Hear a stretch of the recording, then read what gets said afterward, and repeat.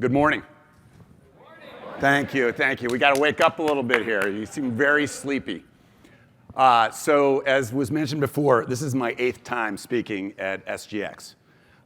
We founded this conference. It was, and by the way, I've had the privilege of working, I think, with 5 of the executive directors in a row of Space Generation Advisory Council. I was on their advisory board for several years, probably longer than I'm willing to say. They kicked me off the board, and I said, yeah, you don't really want to kick me off. I really should stay involved. And they brought me back on the board. And then finally, when I took over IF, I had to say, you know what? I can't do this and that and the other.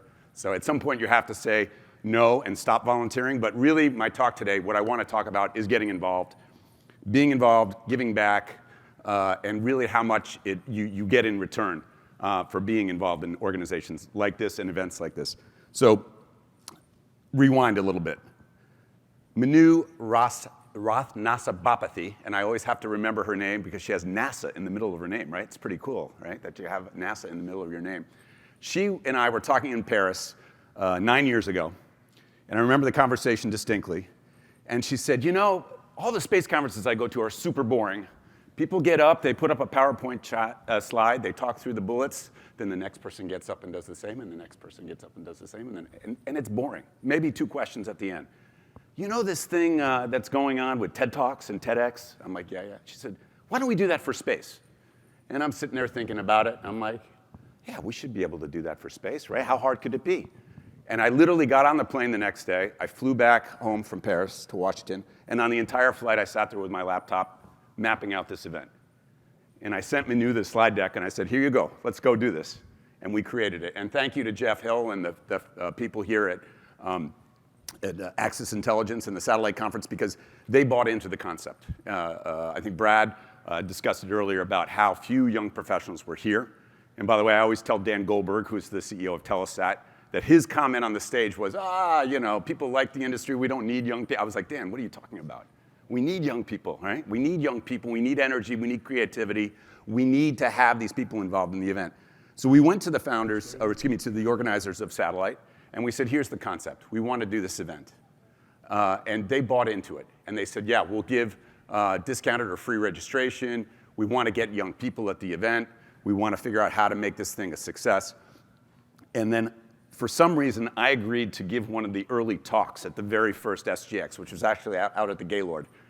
And I came up with this idea with Clementine de Koopman, who was my intern at the time, and then later on, the head of, you're going to hear this theme a lot, I end up working with a lot of the executive directors of Space Generation. So Ariane Cornell, who was she worked for me at Blue Origin. She now has my old job, by the way, so show you how to do that, which is a whole nother story of the jujitsu she used on me. I wanted her to come work for me at Arianespace. And she said, no, I'm going to go work for this company, Blue Origin. And then 2 years later, at that first SGx, she pulled me aside and she said, hey, you know what? We're looking for somebody at Blue Origin. Maybe you could think about coming. And then I ended up going to Blue Origin. I ended up becoming her boss. I ended up working with her, and now she has my old job. I'm like, I'm not sure how that worked in 5 years, but she made it happen somehow. She made it happen. So we started this idea. We came up with the concept. I go to give this talk. Clementine says, there's this thing on YouTube called Draw My Life. Have you ever seen this Draw Your Life thing? And it's usually like stick figures. And I'm like, I can't. I'm a bad artist. I'm never going to do this. It's going to be terrible. So I called up this other guy who works for Bryce Tech, who is an artist. And I said, hey, if I gave you some concepts about my career path, could you sketch it out on a thing? And so he comes up with this thing, like incredible deck. And then I storyboard the thing out. It's like 12 minutes long, and I have to memorize it and run the video and speak at the same time. I'm trying to look out at the corner of my eye. Where am I in timing on the video? It was the hardest talk I've ever given in my professional career. Absolutely the hardest talk. But it was so much fun to do. It was entertaining. By the way, it is, if you want to Google it, you can still see. I think it's still somewhere on the World Wide Web. But the conference was a tremendous success the first year. And we were really, glad that we were able to host it. I'm glad to see it here in the 8th year, that this is, the biggest registration, over 300 delegates. And we really are glad to be back in person, We had I remember being at the Satellite Show a few years ago when we closed it down for COVID, so it's nice to be back here at the convention center with a successful show.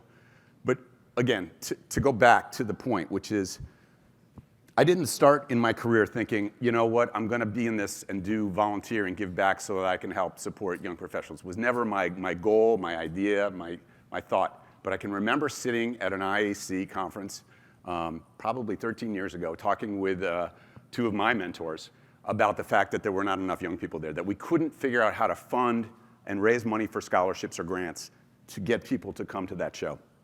Because it's expensive. You're going to Australia or Baku in Azerbaijan.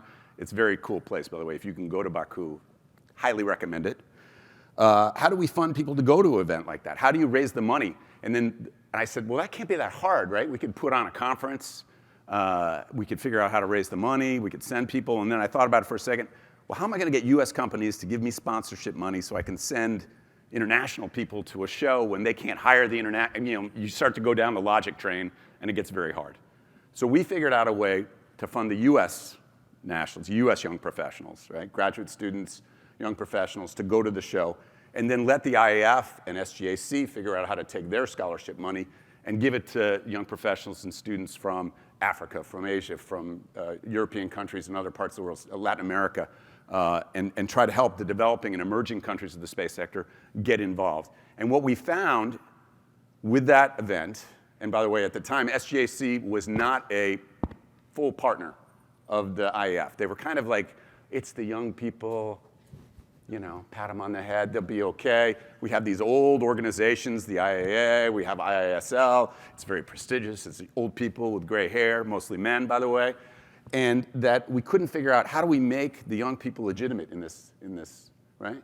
And what we had was this cool organization based in Vienna that was advisory to the United Nations, but within the status of the space industry, not so, let's say, as well respected, right? Because it's young people, right? They don't have the experience. They don't really know.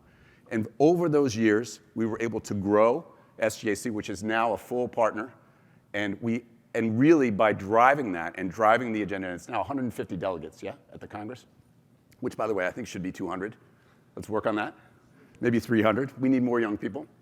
Now, if you look at the demographics of the IAC, the International Astronautical Congress, we have outstanding, in fact, we have the best economics and demographics of any conference in the space or satellite sector.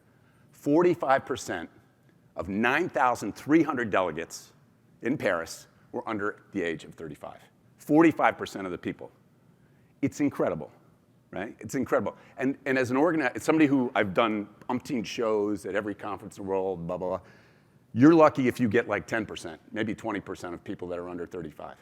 In the space sector, it's unheard of.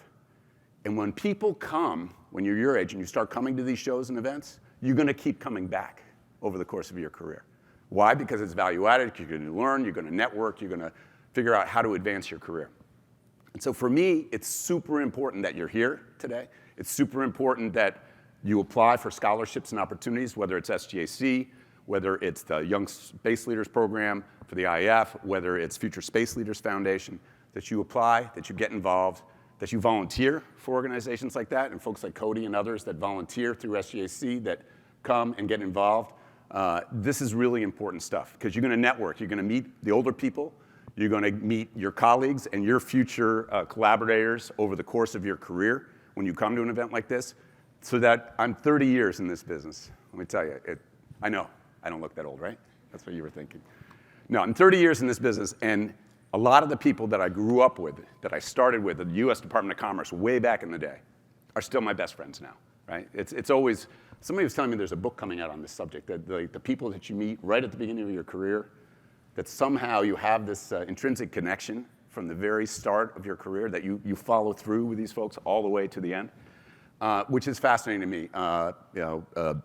Patricia Cooper, who's one of my dearest friends, she was the first person I ever met in the space business. She was the satellite analyst. I was the launch analyst. She called me up one day.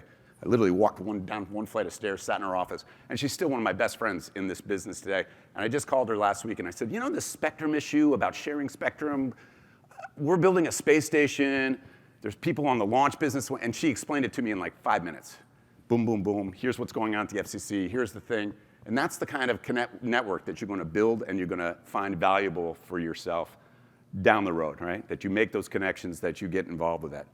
And by the way, so I think I covered most of my topics, but My job now is Chief Revenue Officer at Voyager Space.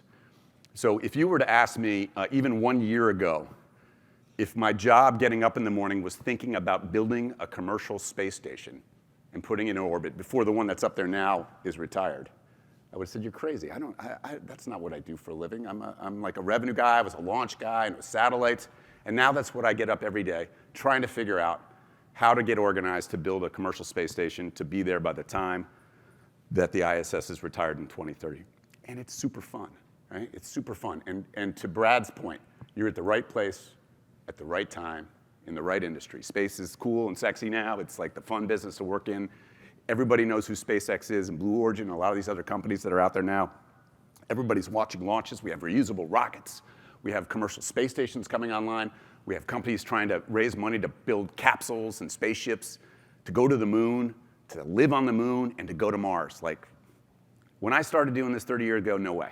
Communication satellites, 95% of what we did, communication satellites, ones and zeros, geocomms, LEO, yeah. Earth observation, yeah. It's mostly the government stuff. What you have now is tremendous opportunity.